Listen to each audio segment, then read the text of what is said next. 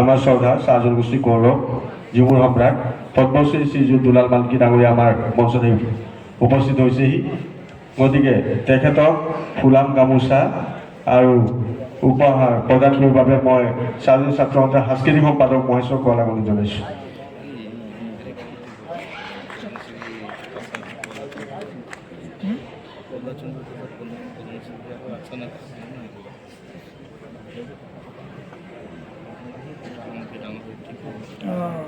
একদম পুৰা পজিশ্যনত পাই ল'ৰা ছোৱালী খুব ব্ৰিলিয়েণ্ট ল'ৰা ছোৱালী ছুইচাইডো কৰিছে। মই UPSC আৰু APSCৰ কথাটো কোৱা নাই, লেখাৰু ডাঙৰীয়া আছে ইয়াতে, কাৰণ তেওঁলোকে মেচিয়ৰ্ড হয় এটা ডিচিশ্যন ল'ব যে মোক কোচিং লাগে নে নালাগে। এই যে NEET NEET আৰু JEEৰ কোচিঙৰ নামত 90% ষ্টুডেণ্টে নিজৰ জীৱন শেষ কৰি আছে, সেইটোৰ পৰা সাৱধান হ'ব। আজি এইখন মঞ্চৰ পৰা মই আপোনাক সকীয়াই দিছোঁ। কিয়? বহুত গাৰ্জেনে ভাবে যে টাটা স্কাইৰ নিচিনা এটা এডভাৰটাইজ আছে, স্কুল লাগা দালা তো লাইফ জিংগা লালা। ডাঙৰ ডাঙৰ কোচিঙত হোৰ্ডিং দেখি তেওঁলোকে কি কৰে, জোৰ জবৰদস্তি নিজৰ সন্তানক বা এনেকুৱা ভাবে যে কোচিঙত নাম লগাই দিয়াৰ লগে, কাৰণ ষ্টুডেণ্টজন মেচিয়ৰ্ড নহয়, কোচিঙত নাম লগাই দিয়াৰ লগে লগে গ'ল মোৰ ষ্টুডেণ্ট হৈ আহোঁতে ডক্টৰ হৈ ওলাই আহিল, লাইফ হৈ গয়া জিংগা লালা। কেতিয়াও এজন কোচিঙে মানুহ ডক্টৰ ইঞ্জিনিয়াৰ বনাব নোৱাৰে। য়েছ, পলিচ কৰিব পাৰিব। আপোনাৰ যদি ইনহাৰেণ্ট টেলেণ্ট এটা থাকে তেনেহ'লে সেইটো পলিচ কৰি কিনে আপোনাৰ সন্তানক পাৰফেক্ট কৰাত সহায় কৰিব পাৰে। কিন্তু একো নোহোৱাকৈ খালি যে মই ফিজ দি কোচিঙত পইচা দিয়ে যে মোৰ ল'ৰা ডাক্তৰ ইঞ্জিনিয়াৰ হ'ব, এই সপোনটো এই আশাটো একেবাৰে বাদ দিয়ক। নিজৰ ল'ৰা ছোৱালীক প্ৰেছাৰাইজ নকৰিব। কাৰণ কিয় মই এই কথা এটা কৈছোঁ, ইয়াতে এটা ডাঙৰ কিছুমান ফেক্টছ এণ্ড কিছুমান ফিগাৰ্ছ আছে যে আপুনি ডাঙৰ ডাঙৰ হোৰ্ডিং লগাই নে নলগাই। বিশেষকৈ মই আকৌ কৈছোঁ JEE NEETৰ কিছুমান কৈছোঁ যে আমাৰ ল'ৰা ছোৱালী এইবাৰ কিমান পাইছে, 500 অল ইণ্ডিয়া ৰেংক পাইছে। দেখিছে নাই তেনেকুৱা হোৰ্ডিং? দেখিছে নাই? কিমানে এডমিশ্যন লয়? 50,000 মিনিমাম। 50,000ৰ ভিতৰত 500ৰ ছাকচেছ ষ্টৰিটো হোৰ্ডিঙত আহে, কিন্তু বাকী 49,500 যে কিমান প্ৰেছাৰাইজ হৈ কিমান নিগেটিভিটি কৰি কোচিং বাদ দিব লগা হয়, সেই ষ্টৰিটো আপোনালোকৰ সন্মুখত নাহে। সেইকাৰণে মই ভাবোঁ যেতিয়াই আপুনি কোচিং চেণ্টাৰ এটাত এডমিশ্যন ল'ব বা সন্তানক যেতিয়া জোৰ জবৰদস্তি এটা ঠেলি দিব, প্ৰথমতে তাক সুধিব যে whether you are mentally prepared or not, যে আপুনি মেণ্টেলি প্ৰিপেয়াৰ্ড হৈ আছে নাই, বা বাবা তুমি মেডিকেল বা ইঞ্জিনিয়াৰিং লাইনত আপুনি তোমাৰ যাব ইচ্ছা আছে নাই, তুমি এইটো এচিভ কৰিব পাৰিবা নাই। বহু গাৰ্জেণ্টে সেইটো নুসুধে, বহুত টকা ৱেষ্ট কৰে। টকাটো ৱেষ্ট কৰক, ডাঙৰ কথা নহয়, কিন্তু 3-4 বছৰ এজন ল'ৰাই এটেম্প দি ফেইলাৰ হৈ যায়, আৰু সেই ল'ৰাজনে গৈ পিছত আকৌ BSCত এডমিশ্যন ল'ব লগা হয়, আৰু গোটেই জীৱন তাৰ সেই যিটো নিগেটিভ মাইণ্ড সেইটো কেতিয়াও পজিটিভ হ'ব নোৱাৰে। সেইকাৰণে মই কওঁ, যেতিয়া আপুনি কোচিঙত এডমিশ্যন দিব, এডভাৰটাইজটো চাই নিদিব যে এইটো কোচিঙৰ পৰা ইমানখিনিয়ে পাইছে, মোৰো একদম এইবাৰ জেগাই নেক্সট ডক্টৰ মোৰ ল'ৰা। কোনো কোচিং চেণ্টাৰ এনেকুৱা অট'মেটিক ফেক্টৰী নহয়। মই আকৌ কৈছোঁ 50,000 পঢ়াৰ পিছত 500জনে পায়, 49,500জন কিন্তু ফেইল কৰে। সেই কথাটো মনত ৰাখিব। আৰু তেওঁলোকৰ ঘৰত যায় যেতিয়া আপুনি মানসিক অৱস্থাটো দিব, সাংঘাতিকভাৱে তেওঁলোক কি হৈ থাকে, ডিপ্ৰেছ হৈ থাকে। সেইকাৰণে এই কথাটো খুব বেছি গুৰুত্বপূৰ্ণ। সদায় পেৰেণ্টছে ষ্টুডেণ্টৰ ফালৰ পৰা আহিব, কোচিং লাগে, মোৰ ৰেডি হৈ আছোঁ, মোক অকণমান কোচিঙৰ প্ৰয়োজন হৈছে, যাৰ জৰিয়তে মই বাকী কম্পিটিটিভ এক্সামৰ বা বিশেষকৈ মই আকৌ কৈছোঁ মেডিকেল ইঞ্জিনিয়াৰিঙৰ এইখিনি কুৱেশ্যন পেটাৰ্ণ হওক কিবা হওক, মই এইখিনি ল'ব বিচাৰিছোঁ। আপোনাক এপ্ৰ'চ কৰিব আপোনাৰ ষ্টুডেণ্টে, আপুনি নকৰিব। বা বহুতৰো আজিকালিতো প্ৰেষ্টিজ ইছ্যু হৈ গৈছে, ওচৰ চুবুৰীয়া কৈ ভাল পায়, আমাৰ তাত মেডিকেলৰ কোচিং কৰি আছে, এনেকুৱা ফিল্ড এটা আহিয়ে যায়, ডাক্তৰ ফিল্ড। সেই ফিল্ডটো ল'বৰ কাৰণে প্লিজ নিজৰ সন্তানক এটা কোচিং চেণ্টাৰত বুজা এটা জাতি নিদিব।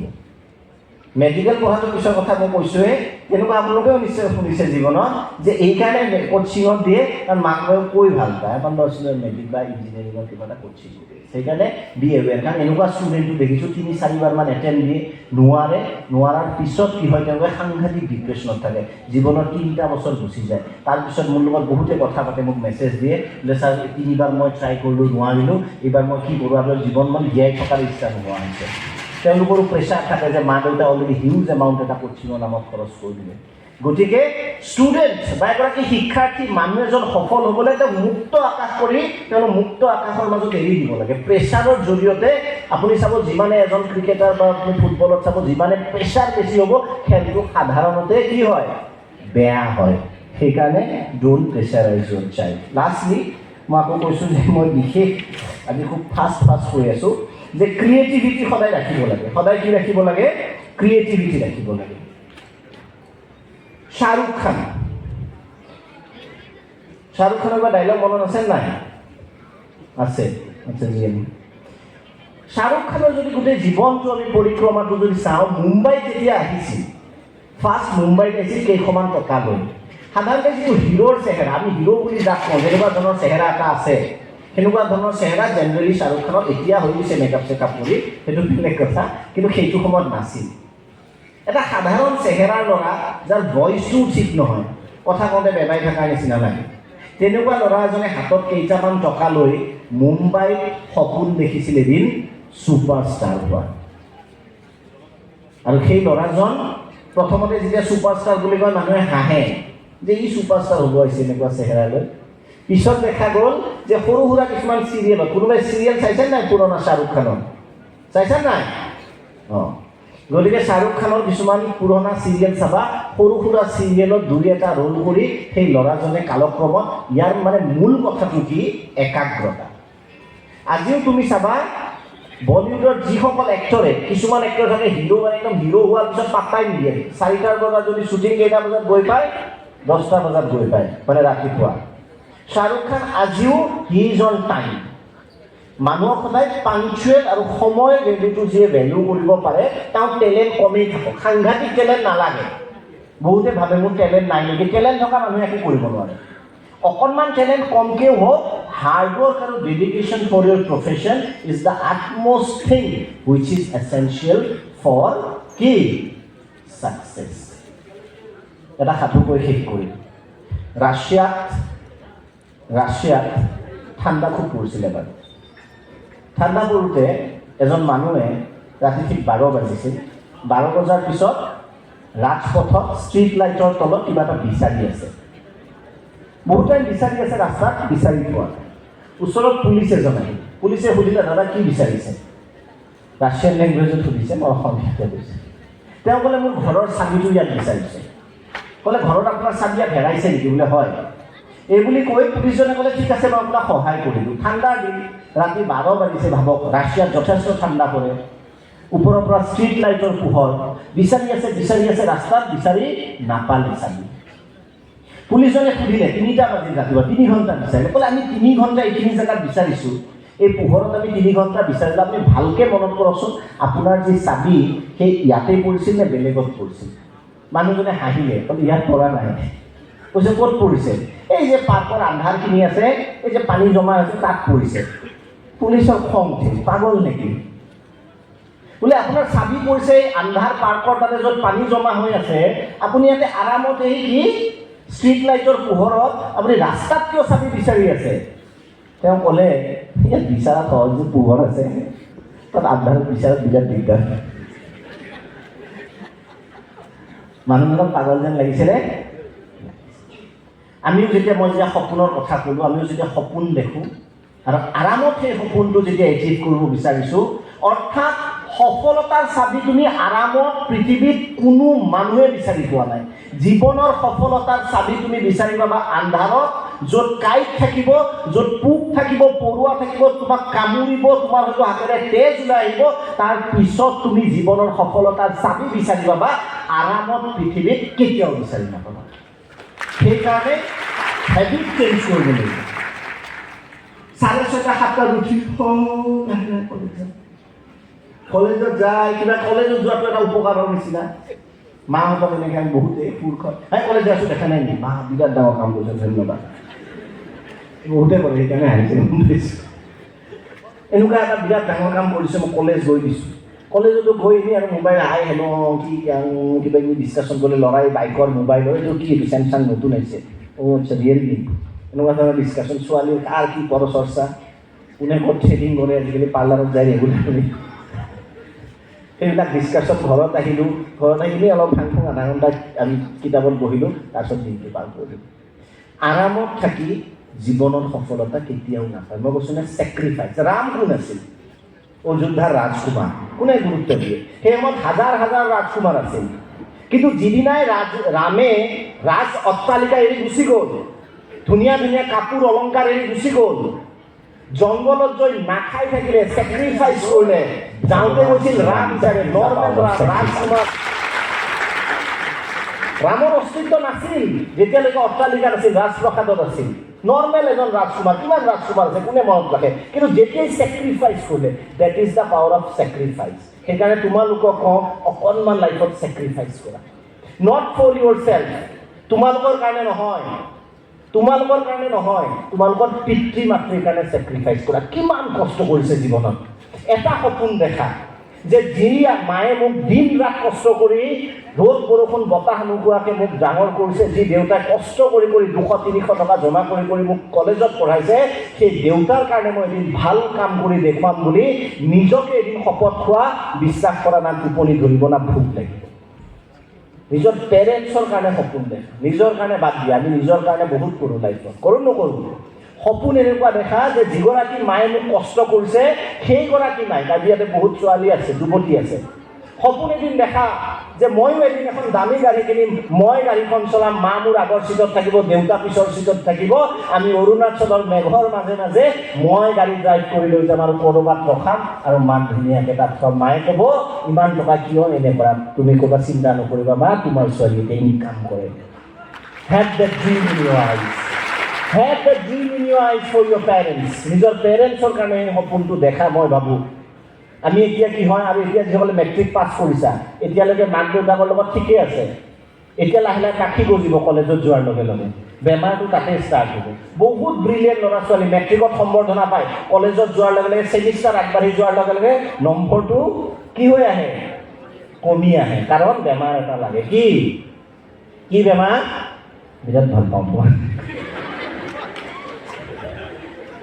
এই বেমাৰটো লগাৰ লগে লগে, দিছ ইজ ভেৰি চিৰিয়াছ। যদি মই ধেমালিকে কৈছোঁ যে 8, 9, 10 মেক্সিমাম ব্ৰিলিয়েণ্ট ষ্টুডেণ্ট হাই ছেকেণ্ডেৰী পিছত কলেজৰ পিছত কি হৈ যায়, নিজৰ সপোনবোৰ কিভাৱে এটা চেণ্ট্ৰিক হৈ যায়। গানবিলাকেও গণ্ডগোল কৰে। এই গানবিলাকে মাইণ্ডটো নষ্ট কৰিলে। মইতো বেয়া পাওঁ এইবিলাক গান। মই বোলে এই লিখক মাতি আনি এটা গান আছে, মাজতে শুনিলোঁ, মুস্কুৰানা তুমি সে শিখা হে। মই ধৰিলোঁ মাৰ কোলাত 5-6 মাহ লুলুকে কিমান হাঁহিলে। He forgot everything in life.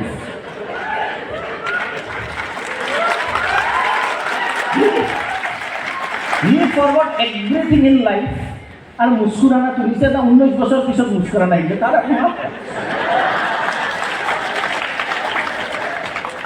এই যে মানুহে যে কয় মটিভেশ্যন, নো ওৱান কেন লিভ মটিভেশ্যন। মোৰ কথা আপুনি অলপ ভাল লাগিব, অলপ পিছত যে কেনে পাহৰি যায়। বেষ্ট মটিভেশ্যন কি জানা? যাৰ হাৰ্ট, এই যে দেউতাই দিনটো কষ্ট কৰি আহিছে, হিচাপ নিকাচ কৰি থাকে যে আজি এই মাহত অমুক পালোঁ, তমুক দিব লগা আছে, অমুকক তমুক দিব, টেনশ্যন যে থাকে।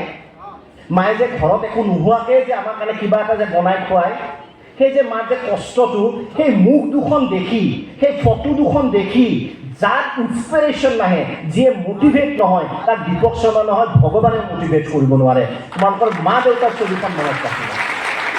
আৰু ইটছ এ চিন। মই ভাবোঁ যে কোনোবাই যদি এইটো সময়ত যদি অকালতে বিনা কাৰণত যদি বৰবাদ কৰে, সেইটো এটা পাপ হয়, নিজৰ পিতৃ মাতৃৰ প্ৰতি কৰা এটা পাপ হয়। চ' ফিল ফৰ ইয়'ৰ পেৰেণ্টছ। মই আকৌ কৈছোঁ, দেউতাই আটাইতকৈ লাষ্ট কাপোৰ লয় নে নলয়? প্ৰথমতে নিজৰ সন্তানক চাব, তাৰপিছত পাৰিলে নিজৰ পত্নীক চাব, তাৰপিছত শেষৰটো কাপোৰ নিজৰ দেউতাকে লয়। সেই কথাটো যোনে ফিল নকৰে যে মই এদিন ইমান ডাঙৰ কাম কৰিম, মই আটাইতকৈ দামী কাপোৰ মোৰ দেউতাক প্ৰথম কিনিব দিম দাম নোচোৱাকৈ, সেইদিনা মই আটাইতকৈ সুখী হ'ম। সেই সপোনটো আজি দেখা, বাকী একোৱেই নালাগে, নিজে সফলতা লাভ কৰিবা। বিশ্বাস কৰা, তোমালোকৰ পেৰেণ্টছে আজিও যেতিয়া কাপোৰ কিনিব নোৱাৰে, সদায় দামৰ ষ্টিকাৰটো চাই, ট্ৰাষ্ট মি, লক্ষ্য কৰিবা। যেতিয়া আমাৰ পেৰেণ্টছে নিজৰ কাৰণে কিবা এটা কৰে, সদায় কাপোৰৰ কি চাই? দামৰ ষ্টিকাৰটো চাই। কিন্তু যেতিয়া সন্তানৰ কাৰণে চাই, এই কালাৰটো ভাল লাগিছে মোৰ ছোৱালীক বুলি, এইটো দিয়ক বুলি, তেনেকৈ কাপোৰ কিনে। এইটো তোমালোকে হয়তো ফিল নকৰা, ফিল ইট ফ্ৰম টুডে।